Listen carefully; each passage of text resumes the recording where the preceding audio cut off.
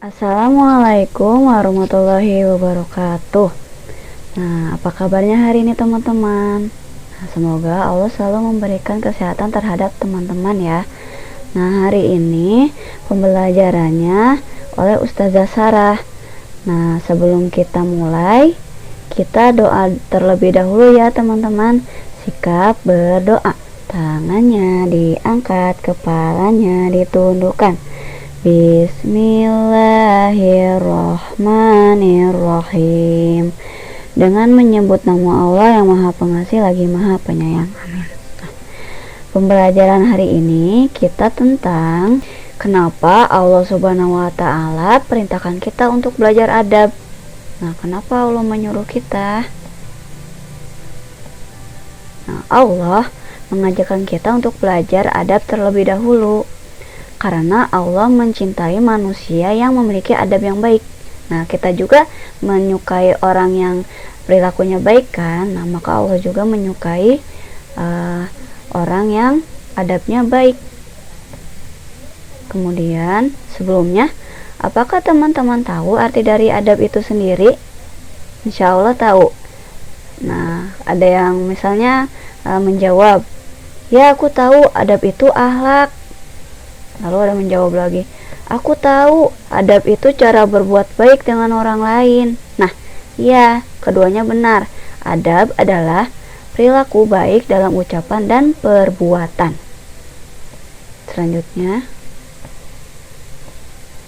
perilaku baik bisa melalui ucapan kita maupun perbuatan kita. Nah, perbuatan kita misalnya berbuat baik kepada teman, misalnya menolong teman sendiri ketika kesusahan. Nah, berikut ini kita akan melihat video singkat tentang akhlak atau adab buruk saat teman memperlakukan kita misalnya dengan tidak baik dan membalasnya dengan kebaikan pula. Nah, kita lihat videonya.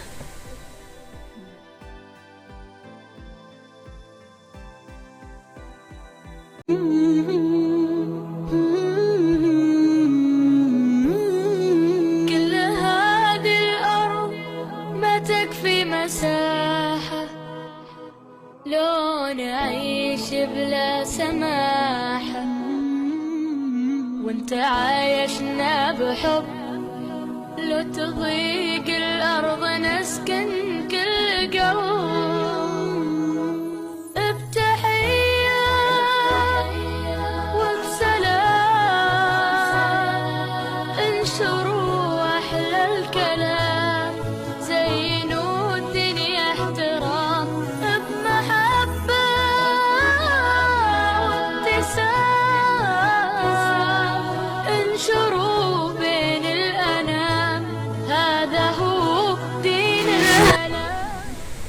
Selanjutnya, setelah melihat video tersebut, apakah pelajaran atau hikmah yang dapat diambil oleh teman-teman?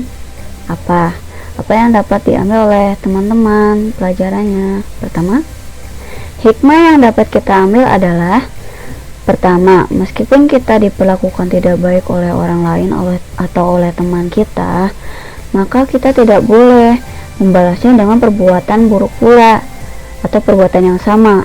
Namun, kita bisa memberikan kebaikan untuknya. Contohnya tadi, memberi hadiah atau menjenguk dia pada saat dia sakit dan tetap berperilaku baik kepada orang yang telah berbuat jahat kepada kita. Maka Allah akan membuat kita menjadi orang yang lebih baik. Kemudian, kedua, saat teman sakit atau terluka, kita tolong dengan kebaikan walaupun dia mungkin sudah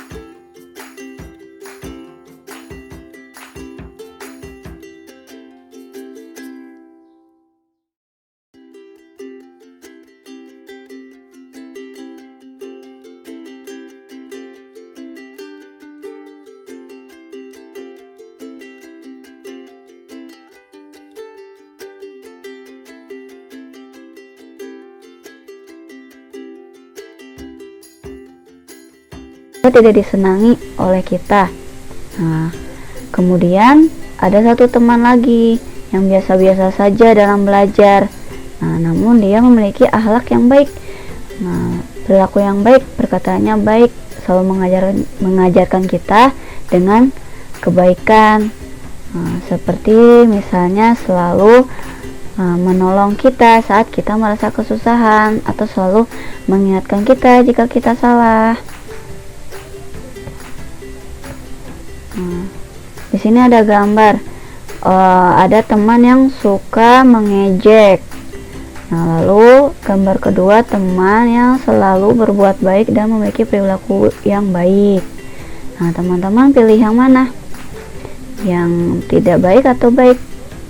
Oke, pasti teman-teman pilih yang contoh gambar kedua, karena teman-teman pasti ingin memiliki teman yang baik, akhlaknya baik kepada teman-teman. Maka teman-teman juga harus berbuat baik kepada teman tersebut, atau teman kita, semua teman kita. Jadi lebih baik kita memilih teman yang biasa saja dalam hal keilmuan, atau misalnya tidak pintar-pintar sekali, tapi dia punya perilaku yang baik, nah keilmuan yang baik, namun memiliki perilaku yang baik. Nah, dalam perkataan, perbuatan.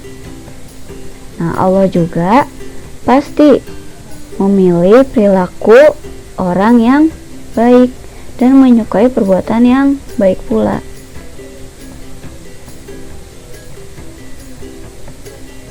Nah, maka dari itu ada istilah adab adalah ilmu yang paling tinggi derajatnya dari ilmu yang lain. Nah, al-adab qabla ilmu, atau adab setelah ilmu, atau belajar adab sebelum ilmu yang lainnya, seperti ilmu pengetahuan alam, ilmu pengetahuan sosial, seni, matematika, bahasa Sunda, dan yang lain-lain. Kemudian ketika kita mempelajari terlebih dahulu ilmu adab, maka ilmu lain yang kita dapatkan akan berkah. Semuanya akan berkah kepada kita. Nah, dan menjadi kebaikan untuk kita dan orang lain. Nah, lalu jika kita belajar ilmu tanpa adab, maka akhlak kita juga tidak baik. Nah, jadi adab itu sangat penting bagi kehidupan kita. Misalnya adab kepada orang yang lebih tua, adab kepada teman sendiri, adab terhadap teman yang lebih umurnya lebih muda dari kita. Nah, itu juga punya adab-adabnya, teman-teman. Kalau tidak punya akhlak yang baik, maka keburukan akan menimpa kita. Nah, contoh perbuatan buruk kepada sesama manusia itu ada contohnya seperti foto di bawah ini. Nah, ini contoh foto kerusakan yang disebabkan oleh Israel. Nah, mereka ingin merebut tanah Palestina dan mengakibatkan kehancuran karena mereka serakah dan tidak punya akhlak yang baik, tidak suka kedamaian. Nah, tentara Israel memiliki otak yang pintar, namun untuk apa otak pintar tanpa adab atau perilaku yang baik? Nah, mereka tidak bisa menciptakan kebaikan dan kedamaian sesama manusia. Padahal kita sesama manusia. Mereka tidak bisa menciptakan kedamaian, tidak mau berdamai hingga saat ini. Kemudian, lalu siapakah manusia yang paling baik akhlaknya di muka bumi? Nah, pasti teman-teman tahu, yaitu Rasulullah Shallallahu Alaihi Wasallam. Beliau adalah manusia yang paling baik akhlaknya dan sebagai suri tauladan atau contoh bagi kehidupan kita. Nah, Rasulullah orang yang baik akhlaknya. Nah, contohnya ketika Nabi Muhammad dilempari batu dan kotoran oleh orang kafir di setiap perjalanan menuju masjid.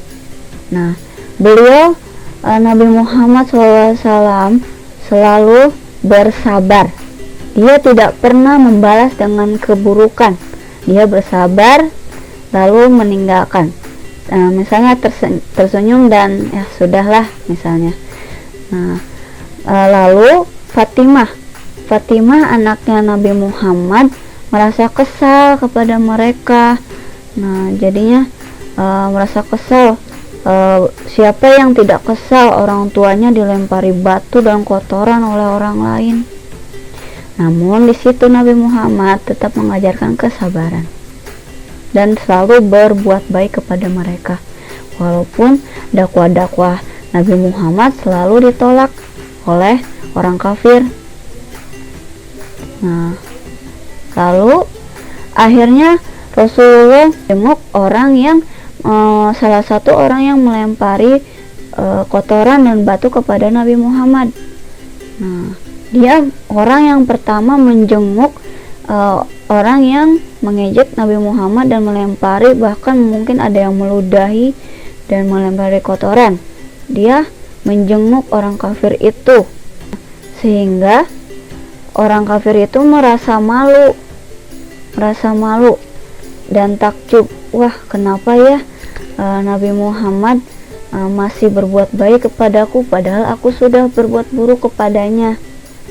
Di sini Nabi Muhammad mengajarkan bahwa perbuatan buruk tidak perlu dibalas dengan perbuatan buruk lagi, namun dengan perbuatan baik. Akhirnya orang kafir tersebut masuk Islam dan menerima dakwah Nabi Muhammad SAW.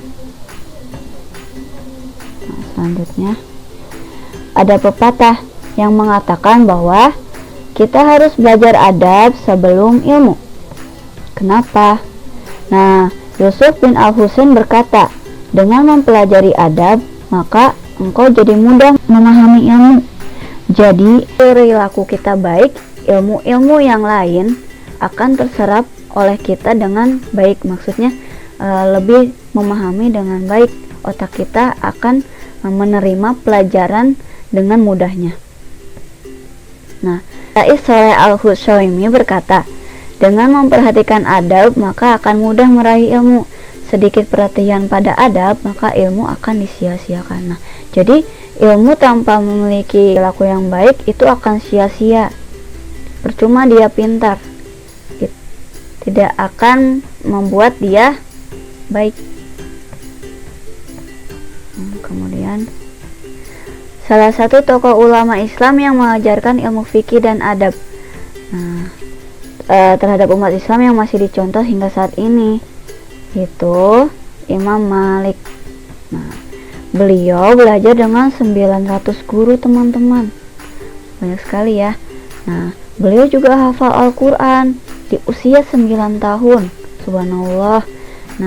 Beliau hafal 100.000 hadis ahli fikih. Beliau belajar 16 tahun sebelum belajar ilmu-ilmu lainnya. Dia belajar ilmu adab terlebih dahulu selama 16 tahun lamanya, dan baru belajar ilmu lainnya seperti sains, mungkin dan matematika. Beliau baru belajar 4 tahun ilmu yang lain. Beliau dengan mudahnya menyerap ilmu-ilmu lain selain ilmu adab yang beliau tekuni selama 16 tahun. Jadi ilmu adab itu sangat penting, maka ilmu-ilmu yang lain akan mudah dipahami. Selanjutnya, hadis riwayat Ahmad mengatakan, sesungguhnya yang terbaik di antara kalian adalah yang terbaik akhlaknya. Akhlaknya paling penting, teman-teman. Siapakah umat yang terbaik menurut Rasulullah? Yaitu adalah umat yang paling baik akhlaknya. Umat yang paling baik akhlaknya itu dipilih Rasulullah. Rasulullah saja menyukai orang-orang yang akhlaknya baik. Percuma jika orang Islam tapi akhlaknya buruk. Rasulullah tidak menyukainya dan tidak akan ada di samping di surga, di sebelahnya misalnya. Lalu ilmu Rasulullah itu lebih tinggi, namun beliau selalu menunjukkan akhlak baiknya. Nah, sehingga membuat nyaman orang yang berada di dekatnya. Jadi Rasulullah itu tidak sombong dengan keilmuannya. Nah, beliau itu ilmunya lebih tinggi dari sahabat-sahabatnya.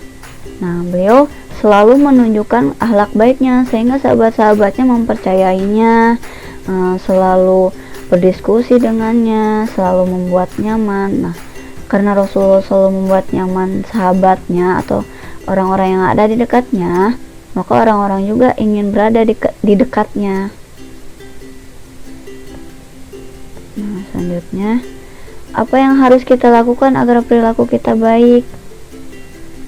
Pertama, kita perbaiki dulu ibadah kita, seperti wudhu, cara sholat. Nah, jika sholat kita baik, tidak main-main, tidak bercanda, tidak tertawa saat sholat, atau mungkin mengobrol saat sholat, maka pasti laku kita baik pula, atau adab kita baik.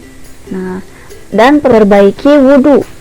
Kalau wudhu teman-teman benar, misalnya tidak ada najis, lalu mencuci dari tangan hingga kaki 3 kali, dan tidak asal-asalan, maka akhlak kita akan baik pula. Lalu kedua, membiasakan diri di mana saja untuk belajar adab. Nah, membiasakan kebaikan di mana saja. Nah, misalnya kebaikannya adab terhadap guru bagaimana, yang lebih tua, atau kepada orang tua, bagaimana cara makan yang baik, bagaimana adab untuk masuk kamar mandi dengan baik, lalu membuang najis dan membersihkannya dengan bagaimana cara yang baik. Nah, maka perilaku kita juga akan seterusnya baik. Nah, untuk selanjutnya, cara berperilaku baik yang contoh yang lain akan disampaikan di video selanjutnya. Terima kasih teman-teman. Nah, Ustazah Sarah tutup dengan membaca hamdalah bersama-sama. Sikap berdoa, tangannya diangkat, kepalanya ditundukkan. Alhamdulillahirabbil alamin. Segala puji bagi Allah Tuhan semesta alam. Amin. Nah, pastikan teman-teman mempelajari kembali apa yang tadi disampaikan oleh Ustazah Sarah. Semoga ilmunya selalu berkah untuk teman-teman ya. Dan mudah-mudahan bisa dipraktekkan di kehidupan seharian teman-teman. Assalamualaikum warahmatullahi wabarakatuh.